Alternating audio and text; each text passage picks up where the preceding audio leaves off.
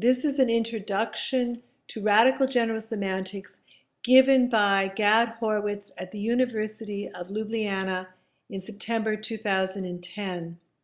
You can see the full course at this website, radicalgeneralsemantics.net. I'm approaching a description of the general semantics movement that China has just mentioned. The general semantics movement. Not only did you all miss it, we missed it too, because although it had a certain efflorescence from say 1935 to 1965 in the United States and Canada and a few other points in the Anglosphere, maybe also in France.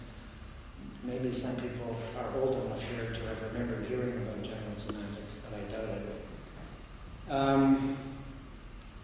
So it occurred to me, perhaps if I planted a seed, it sounds a little bit egomaniacal, perhaps if I planted a seed in Eastern Europe, general semantics could find a new life and come back to the West, out of which it has disappeared.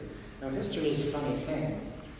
Lots of positive developments that could have contributed a lot more to the development of humanity and human civilization have actually fallen by the wayside and been forgotten. You have to live a certain number of decades in order to realize this. Lots of things that are in the past maybe should not have been pasted so completely and so thoroughly. So that's what occurred to me last night.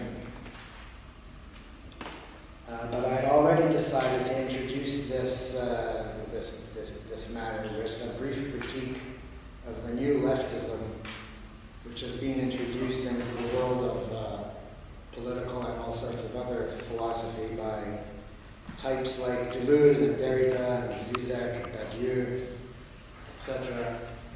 One of the things they have in common is, these are strong opinions of mine, which are subject to change. One of the things they have in common is a certain absolutist openness to the future. So the communism, for example, now the communism that we're all supposed to look forward to in the future is sort of redefined in very abstract terms as absolute openness to the future, as opposed to closed, restricted, kind of holding on to what already exists. And this absolute openness to the future is qualified only by a certain, I would say, equally indiscriminate and abstract egalitarianism. So we have abstract openness to the future and abstract egalitarianism offered as a redefinition of the left, a redefinition of what is meant by left. We were talking about what is meant by right a few moments ago. Now this is supposed to be what is meant by left in the future, as opposed to all the failures of the left in the past. Well, this question occurs to me, and it's I think one that maybe people in Eastern Europe have thought about from time to time when they think about these developments, and that is there doesn't seem to be much concern among these thinkers with the risk that's involved in absolute openness to the future, although they all acknowledge that there is a risk. Every single one of them acknowledges that there is a risk. There seems to be not only a certain lack of concern about the risk, but even a certain kind of, nihilistic glorification of the risk, as if none of the catastrophes of the past century were worth considering a little bit more deeply and more carefully. The only contemporary political, etc., thinker that seems to have been deeply concerned about this, because he's gone now, is Lacan. Even though a lot of these contemporary thinkers think of themselves as Lacanians, Lacan's complicated enough as a thinker of genius to be capable of a certain kind of surprise. I just was reminded recently of his famous address to the students of the University of Paris at Vincennes on the 3rd of December 1969. So I invite you to think about the events of May 68. Lacan refused to get all enthusiastic about the events of May 68. It's not that he rejected May 68, but he raised questions. And he raised them right there on the ground, as they say, with the students who were urging him to be more enthusiastic. And in his view, there was no intersubjective contest of us and them, right and left. The game of war, these are not his words actually, but are mine. These words are mine. The game of war, which had reached its apogee in 1968, was being supplied with combatants by a process without subjects. Actually, I'm mixing up my own paraphrase with quotation from Lacan, so I just have to acknowledge that. It's not as if we have a right and a left and they're the combatants. Right and left are both players in a single game. Right and left feed off each other in this game which goes on as what Lacan calls a process without a subject. Let's say even since the Great Revolution of 1789, which was immediately followed by many heads rolling, which is still a subject of some concern in France. The right in France likes to remind the left of the cost, that is, the cost in heads of the revolution of 1789. The discourse produces its own insides and outsides. Lacan says it's the discourse which produces its own insides and outsides. And this comes from a couple of Lacan's acolytes, Danny Nobis actually, and Malcolm Quinn, in a book called Knowing Nothing, Staying Stupid, which is a suggestion for a Lacanian epistemology, knowing nothing, staying stupid. Lacan here is engaging in a direct refutation of the idea that pathological social structures can only be challenged politically, since political change is itself a pathological and illusory response to the need for changes of a more fundamental kind. The need for changes of a more fundamental kind than, say, a final victory of the, let's say, the left over the right when there are enough of us, or something like that. Lacan says to his students, the aspiration to revolution has but one conceivable issue, always, the discourse of the master. What you as revolutionaries aspire to is a master. You will have one.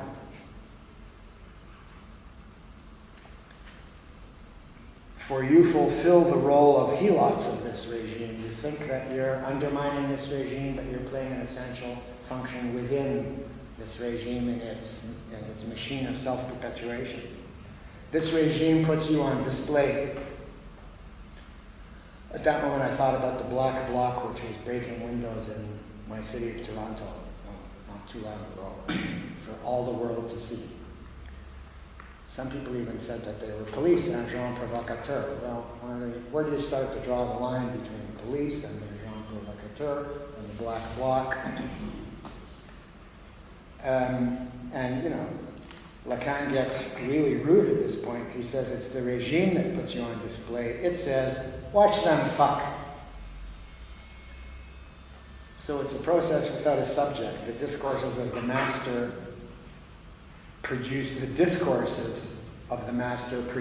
their own insides and outside. It's like a Mobius strip, which is one of the figures that Lacan liked to work with, at least when he was more simple with his figures, the Mobius strip.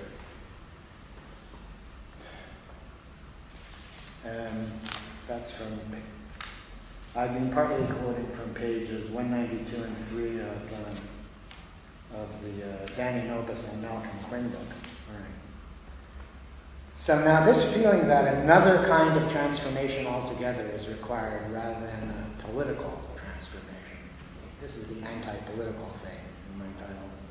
The notion that another kind, a more fundamental kind of transformation is required rather than yet another turn in the cycle of revolution. Left, right, left, right, left, right. Well, you know, it's not a new idea in the history of Western thought. Maybe the first to think somewhat in this way was Nietzsche.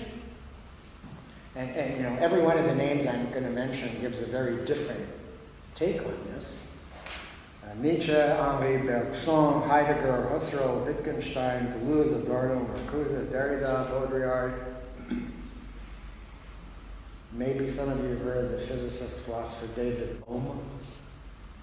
I'd like to add him to this list. I might mention him again later. But what they all have in common is there's different versions of the notion that the fundamental problem in civilization, and I'm not saying Western civilization, the fundamental problem in civilization is domination by the concept. Perhaps the most radical version of this is put forward by Horkheimer and Adorno in their famous work, The Dialectic of Enlightenment, which everyone should read and reread. Domination by the concept, that is, by conceptual abstractions. Conceptual abstractions of the life world, which ignore and therefore mistreat and damage the singularities or particularities, the rich variety, diversity, which characterize the living. So the living is diverse and rich and various and stinky and colorful and vivid and changing, and that's where we live. And all of these people are suggesting that the life world, which is, I guess, most associated these days with Habermas, that the life world is dominated by systems, by concepts, by conceptual structures, by rigid ideologies, by dogmas. But none of these philosophers has had any impact outside of the tight, exclusive little world of academics and graduate students. Not a bit, as far as I'm concerned, of impact. Outside the tight little world of academia, what the people call the ivory tower. I was really excited about 20 years ago when I discovered, or rediscovered, because I first heard of them when I was 13 years old, 1948, but forgot about it because everyone else was in the process of forgetting about it. A forgotten movement called the General Semantics movement. Now, it might be interesting also for Eastern Europeans to be informed of the fact that this movement was originated in America by an immigrant from Poland in the late 20s, a Polish engineer named Alfred Korzybski. So it's Korzybski's General Semantics movement. You know, he was a count, Alfred Korzybski. They tell me that every second Pole is a count, so it's no great aristocratic privilege. I don't know. Pan, is every second Pole a count? I don't know. Yes. We come back to the notion of identity. So I see that you're all working mostly with the idea of ethnic and national identity. You know, there's this list of identities that we work with, not only here, but race, class, gender, ethnicity, sexual orientation. Have I left anything out, etc. So we're working with those identities, and we're concerned here also with the notion of going beyond identity, post-identity. Now, Adorno came up with the notion of identity thinking. So the idea that the life world of civilizations has been dominated and suppressed and damaged for many, many hundreds, thousands of years by the concept. Another way of saying that is to say that it's being dominated by identity thinking. It's not just about thinking, it's the whole subjectivity, a whole way of perceiving and sensing and orienting to what is going on that's involved in identity thinking. Now, Korzybski was an engineer, and he was self-educated in many other disciplines. He was a kind of a polymath, and he was also very eccentric. He had no academic post, and the academy didn't like him very much, and he didn't like the academy very much. Although at one point in the 50s, somebody did a survey of the 100 top intellectuals in the United States. I don't know who gets to pick the top 100 intellectuals. They were asked what were the 100 most important books of the 20th century so far. It must have been in 1950. Okay, the most important works of the 20th century so far. And I forget the percentage, but let's say 50% of them chose Korzybski's book, Science and Scent, first published in 1933, and it's gone through many editions since then. I want to tell you a little bit about the movement first, because this is really why I'm interested in general semantics. I mean, it's one of the main reasons that I got re-interested in general semantics, because it was a movement. It was not just an academic or philosophical or artistic movement. It was a movement which aimed to educate the largest possible number of people in all walks of life, not just with theory, but with practical techniques and methods in non-identifying. Now, Adorno probably never heard of Korzybski, and Korzybski probably never heard of Adorno, but they both have a very similar notion of identity thinking and what's involved in identity thinking. The movement became quite well known in the English-speaking world, especially in the US in the 40s and 50s and early 60s, but it fell apart like so many other positive developments. It was destroyed, fell apart during the Vietnam War and the other crises of the middle and late 60s, you know, when everything was going crazy in a way. I mean, I was part of the 60s. I'm a 60s person. And looking back, I can see it was a lot more complicated than it appeared to me to be then, and it appeared pretty complicated then, too. But there were a lot of good things that were destroyed in the 60s, as well as a lot of positive developments that have persisted, some of which are still persisting here. The movement fell apart during the Vietnam War because it was split about what to do about the war, so it just fell apart. The younger ones wanted to get out there and demonstrate, and the older ones were, "Good, not so fast," you know, all very typical. The movement called itself general for three reasons. Although it recruited many scientists, engineers, academics, and intellectuals, it wanted to appeal to all strata, and it actually succeeded to some extent in doing so. At its peak, the movement, there were hundreds of study groups associated with universities, junior and senior high schools, towns and cities, and even the Nevada State Prison at Leavenworth. The Nevada State Prison group ran into a few difficulties because some people were concerned about the risks of teaching relativism to criminals. You'll see, you can judge for yourselves whether general semantics is really relativist and whether it will be of benefit or not to criminals. There were general semantics courses, mostly adult education courses, in 150 colleges in the United States. Many school teachers from kindergarten to high school brought general semantics into their work. Thousands of parents introduced general semantics practices to their young children because Korzybski, as a Platonist, believed if you got them before they were 10, that was the best time to get them. By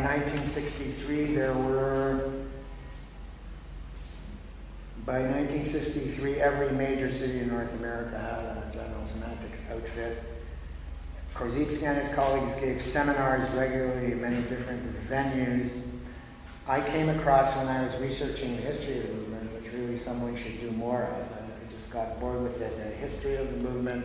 I found a group photo from a 1939 seminar that showed William S. Burroughs as one of those who took the seminar. And if I have time later, I'll tell you more about the connection between radical general semantics, which is my version, and Burroughs' version, which we could call schizo general semantics. And there are liberal and conservative versions of general semantics too, you can be sure of that. The Journal of the Movement, etc. The Journal of the Movement, called etc., is one of the key concepts of the movement, which you can begin to understand at the age of 6, I think. Basically, you can never say all about anything. You can never say all there is to say about anything. You could never say all there that you should say about anything. You could never say all that you could say about anything. And even if you have said everything that could be said about anything, there's more that cannot be said. Wittgenstein's favorite, that which cannot be said. Also embedded in the word etc. So you use the word etc. as often as possible. And Korzybski used it so much in Science and Sanity that he abbreviated it thus. Instead of spelling it out, he just said comma, period, etc.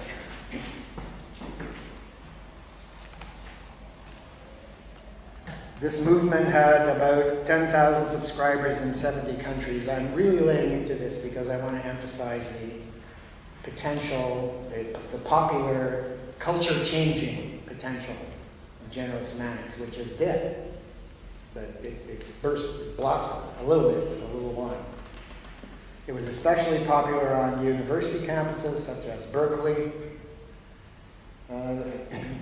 There was a big debate at Berkeley in 65, 66 about whether general semantics should adopt LSD or not. And again, it was young versus old on the question of LSD.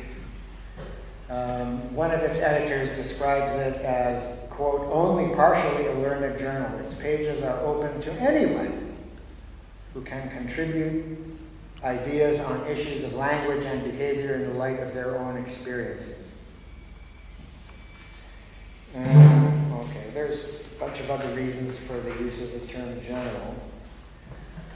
Korzybski called the movement non-Aristotelian.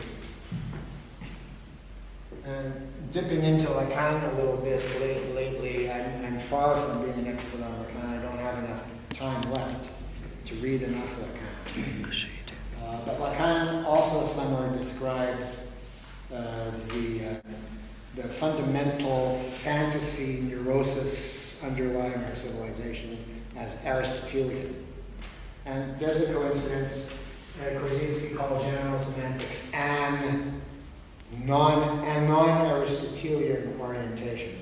He didn't say it was the non-Aristotelian orientation because that would violate the etc. Right? So it's a non-Aristotelian orientation. It was non-Aristotelian, and this became a symbol of the movement. Non-A or null-A.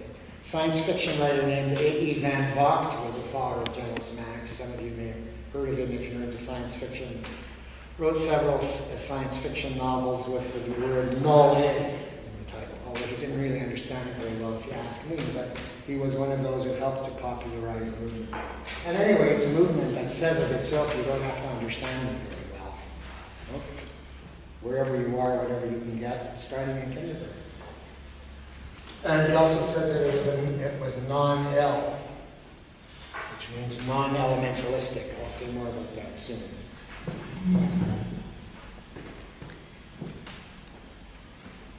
Anyway, that was the symbol of the movement.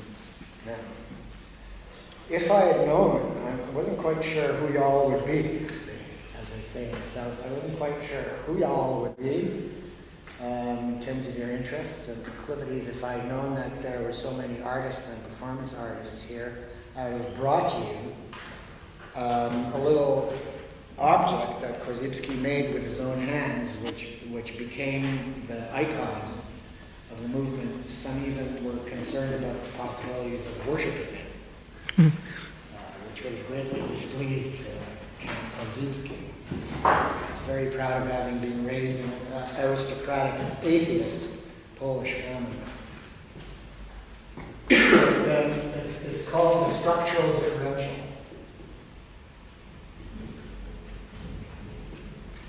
Now, mostly it's used as a diagram, a two-dimensional diagram, which is all I can show you here. But the original structural differential constructed by Korzybski, hey, would be interesting to a group of artists, so that I could have brought a version of it, a three-dimensional paper version. Might have had some trouble at some border with somebody wanting to know what this was, but differential. Structural differential. It's structural in a number of different ways, which I'll explain, and it's a differential because it differentiates.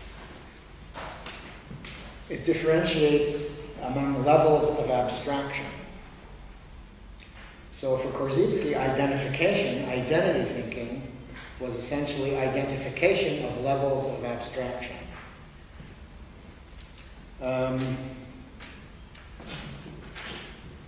At the top of this, he made it out of metal, pieces of metal and string. At the top of it, well, it's not exactly the top because as you'll see, it's circular. It feeds into itself. It's what we could call recursive, 1933. At the top of it is there something he calls the event level. Some of his followers decided to call that what is going on. Okay? We don't talk about reality because when we say reality, all of our ideas about what reality is. We're identifying reality by saying that it is da-da-da-da-da. So we're not going to identify reality with any particular experiences of reality or any particular ideas about reality. He called it the event level, and I like to call it, following others who also like it, this level, WIGO, what is going on? Because everyone can agree that something is going on. We're not imposing anything on anyone by saying something is going on, even if all of this is a hallucination, which it is. Something is going on. So something is going on. That is not a level of abstraction. Now, living beings abstract from what is going on. He punched a lot of holes in here. Each of the holes stands for a so-called event. I say so-called because there is actually no such thing as an event. Every event is infinitely related to an infinity of other events. So every one of these holes actually represents relationship rather than a single isolated event. The event level is a level of absolute relationality. Well, how do we know this? Because the best of our theories to date tell us that about what is going on. So I've already got to the end of the whole thing before taking you through it, so I'll get back to that. So that's what is going on. The little holes represent events. Then he uses the strings, this time to a circular metal object, which he calls the object level. That's perhaps an unfortunate choice of words, because what he's actually referring to there is the level of sensory experience, or you could call it the level of experience. What an animal, what a living being, let's say what a human being, sees, hears, feels, smells, tastes, how he moves, what she feels. Thus it is proven. It's a whirl of subatomic particles at the event level. It takes the human nervous system or neurology to translate that into an experience of solidity and into the sound that you just heard, which is actually, according to our science, air pressure waves. So there's something here that you could call a neurological transform, where the neurology abstracts from what is going on, and what we get here is the level of sensory experience. I'll just call it experience. The life world. However, for human beings, it goes beyond the object world, because we have plenty to say and think and theorize about our experience. So that gives you the label level. The object level sort of transforms only a small, very small part of what is going on in the cosmos. A minute part of what is going on in the whole of what is going on. Very small part of that is transformed by our neurology into sensory experience.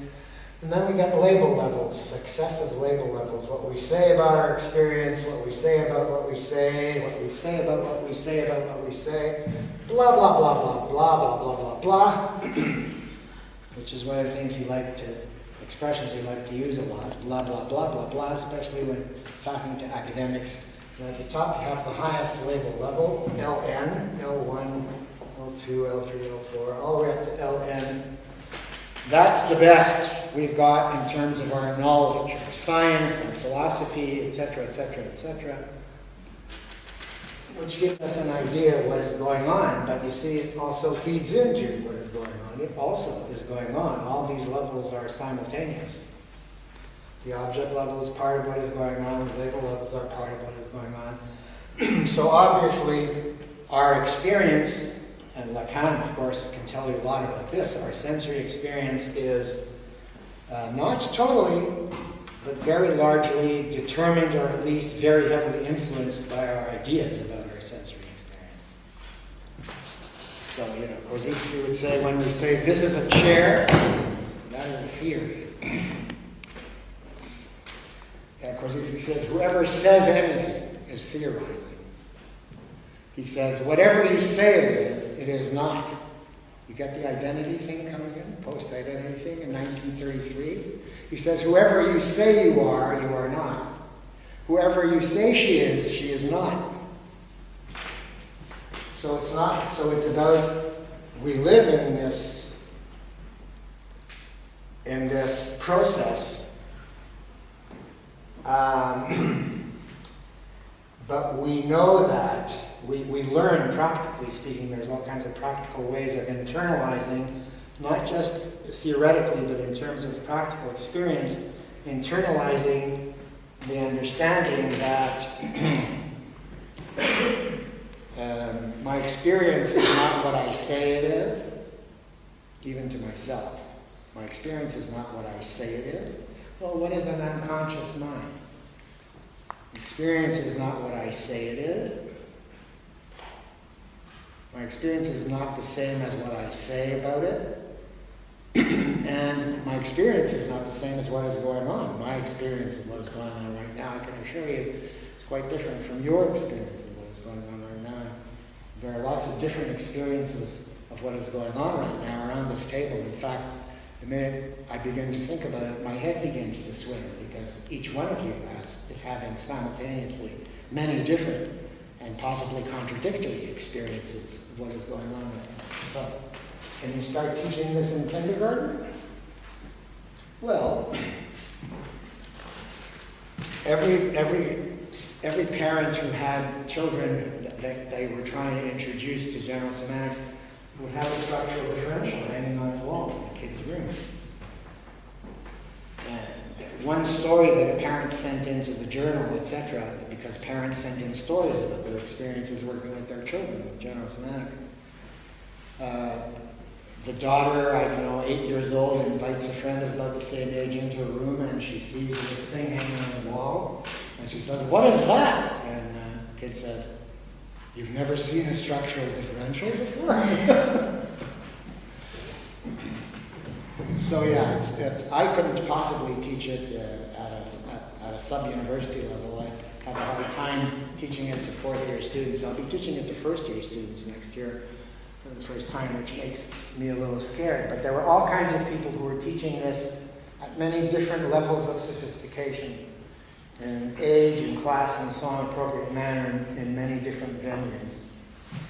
In the United States, and Canada, France, and England, and Australia. And there are still a few,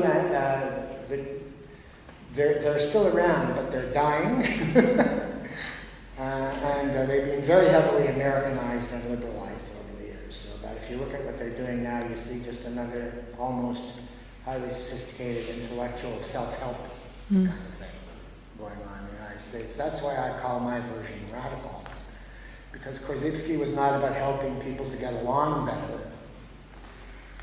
He was about a fundamental change in civilization at this deep level, the same level that Lacan is interested in, even though they would probably immediately hate each other to pieces and have very different relationships to this, to how to deal with this fantasy world in which we are imprisoned. Lacan says we're imprisoned in a fantasy world, and so does Korzybski, an illusory world, a world of object.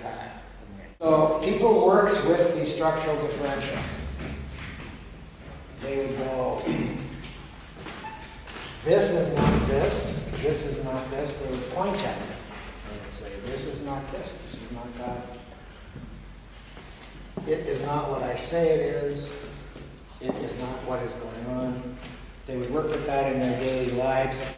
Korzybski made it a three-dimensional object so that people could feel it as well as look at it. So, because all sensory systems needed to be involved. Since the object level is so important, since this is the level that is dominant and damaged by this level, as well, of course, as facilitated, the human lives in language. Burroughs went so far as to try and destroy language, that language is a virus. That's why I call him schizo-general semantics. Korzybski, when he was looking at Burroughs' documents from the seminar, I saw a document where Korzybski writes about Burroughs, a very disturbed young man.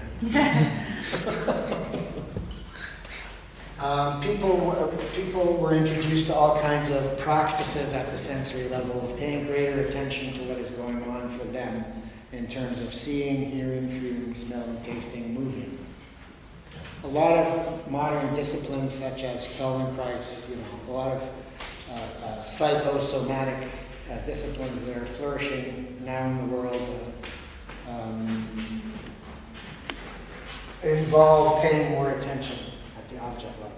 Learning to live more as a living being rather than just a thinking, theorizing, dogmatizing, stereotyping being. I could tell you a lot more about that, but I have 9 minutes to introduce the... How do you wipe these boards? There's a... Right. Introduce the devices. It's not as good as the old blackboard, but if you're working with the old, have any of you ever seen a blackboard? And someone writing on it with chalk? Oh, yes. The great thing about the blackboard is you could take a piece of chalk and heave it at your calculating student. I've done that, but only as a joke. They're devices of general semantics. These are called the devices. I'm going to take you very briefly through them. People worked with these two as often as possible, in every possible way, in discourse, in life, conversation, in writing, reading. Let's say X.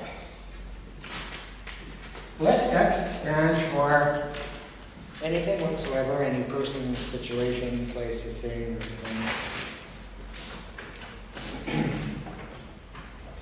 So there's 5 or 6 devices. First is the index. The index. Index. Human being 1 is not human being 2, is not human being 3, is not human being 4, is not human being 5. It's a kind of undermining of humanism. Every human being is unique. So Korzybski says everyone should have his own name, or her own name. He says everything at the object level is unique and instantaneous and could have its own name. So you give it its own name, the index. X1 is not X2, und so weiter, all the way to X to the X. Fascism 1 is not fascism 2, extreme right 1 is not extreme right 2, left 1 is not left 2. Islam 1 is not Islam 2. It seems obvious, but when you incorporate the formula into your neurology, it expresses itself in your life, not only in a narrow aspect where you're, say, an activist, but everywhere, at all times. And then there's the date. And so the index is about uniqueness. The date is about historicity, temporality. X1, at a certain time, let's say time 1. That's how the physicists write it, I think. Time, T for time. X1 at time 1 is not the same as X1 at time 2, and so on. And the physicists say, some physicists who are really up in the air, like Jonathan Swift's Laputa, claim that time travel is in principle possible because all you got to do is put a minus in front of t and go backwards in time. My brother, physicist who hates this kind of thinking, was just telling me about that. Well, you can't go backwards in time, but you can be aware that everything that is happening now will be different the next moment. Next moment, like, hey, it's happening right now. And you can also be aware that what is happening now is not the same as what was happening a moment ago. So, let's say human rights now are not the same as human rights 50 years ago, 100 years ago, 200 years ago. Human rights now are not the same as what they will be 50 years from now, 100 years from now. It's scary because, who knows what human rights will be. So all of our notions of what is right and what is wrong and what is justice and human rights, I've only begun to touch on the difficulties of the date, but it's to be taken into account. The Prime Minister of Slovenia 10 years ago was not the same as Prime Minister of Slovenia now. You know what so-called disabled people call us? Take a guess. Now that you know the date, what do they call us? Currently able. Temporarily abled. They call us temporarily abled. So, a disabled activist can teach you that, and then you'll just learn that. But if you learn to work with a date, you'll get it yourself, one way or another. Abled means temporarily abled. One of the little stories about kids that were sent, etc., a mother describes going to the store to buy some milk with her little boy, and on the way they pass a dog. And on the way back, they passed the same dog, but so the word same is a dirty word in general semantics because there is no same. So they're similar, but not same. So a little kid asks mother, is that the same dog we passed on the way to the store? And she says, no, it's not the same dog. But it's awfully similar. So you can work with similarity and difference. Hey, what's all this stuff about difference, which sometimes gives me the impression that people are trying to abolish similarity?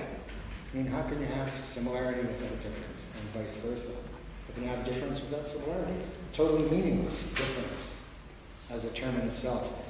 Grade 1 teacher would put an apple on the desk. Do they still do that in grade 1?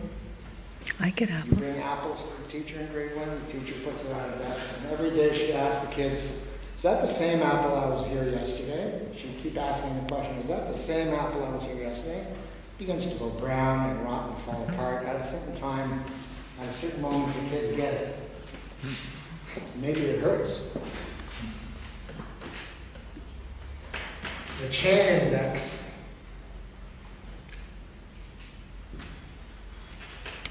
X1. Oops. See, that's another thing. You can't really use your hand on this whiteboard. When I was through working with blackboard and chalk, my whole body was covered in chalk. As you can guess from my behavior up here, which in spite of the date has not changed all that much over the years. The chain index is about, so this is about uniqueness, this is about historicity, this is about contextuality. The chain index, and I quote Korzybski, brings the environment directly into the definition of the thing. So we no longer think of a thing as being in an environment, like an organism in an environment. We bring the environment directly into the definition of the organism. So you could do it this way. If X stands for a certain organism, X1 stands for a certain unique organism, rover or Fido. So in a certain context, Fido is a nice dog, good dog, right? And in another environment, the very same Fido, raised by a different master under different circumstances, would be a killer, depending on the context. So you bring the context directly into the definition of the thing. X1A is not the same as X1B.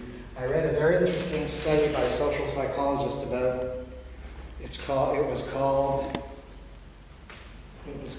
something about personality, where they were studying personal characteristics over time in different contexts. And for example, courage in wartime, you think of a soldier as being courageous, but they showed that different kinds of soldiers, they showed that the same soldier would be courageous under artillery fire, but a coward in some other kind of battle situation. Courageous when it was a matter of doing this kind of military thing, but not so courageous doing that kind of thing. So how can you call anyone courageous simply without reference to context? I had a student once, many years ago, I'll never forget, because this really upset him, because he thought of himself as having a sense of humor. It didn't depend on context. Wherever he was going to have a sense of humor. So I asked him to meditate on how helpful his friends were in reinforcing his sense of humor, laughing at his jokes, appreciating his humor. What would happen to that sense of humor if we landed him into some different cultural context, for example, where his jokes were just stupid, along with his sense of humor last? So the same kind of consideration can apply, at least to a very significant extent, to all personal characteristics and to all characteristics whatsoever. A.N. Whitehead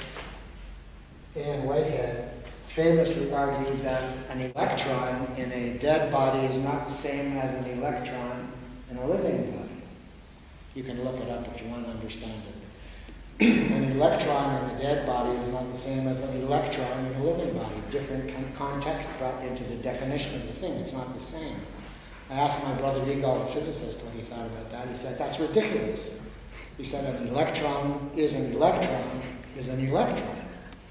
Right? That's puzzling. I have lots of wonderful examples. But Adorno has this thing. The thing itself is its context, says Adorno. The thing itself is its context. And Derrida famously says, there is nothing outside the text. And then later on, when he's challenged on this, he explains he means context. There is nothing outside context. There is nothing outside some context. That's like absolute textuality. But when Derrida says text, he doesn't just mean words on paper, etc. There's nothing outside the context. There's nothing outside the context which is then brought into the context and is affected by the context, and then perhaps can skip out, into some other context while remaining the same in different contexts. There is nothing that goes through changes while remaining the same underneath the changes. There's nothing that finds itself in different contexts while remaining the same in different contexts. It's anti-essentialism, and you can start in grade 3. But it hurts. Maybe. So that's part of the problem. I mean, that's always part of the problem, is dealing with the pain. You can quote me on that.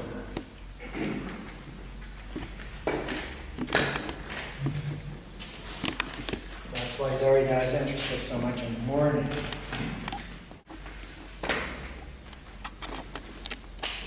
To live is to mourn. Of course, we're also always having a nice time. The next device is the etc. Identity. Okay. I am a Jew, a Canadian, a New York, a university teacher, a male, a white male, a Jew, a Zionist, an anti-Zionist, a polysexual, an idiot, a genius, etc., etc., etc., etc., etc. And no matter how many categories I can be subsumed under, or anything whatsoever, no matter how many categories it can be subsumed under, there's always more. And beyond that, you see, when you get to the object level, what you could call the pure object level, when you get to that, there's just nothing that can be said.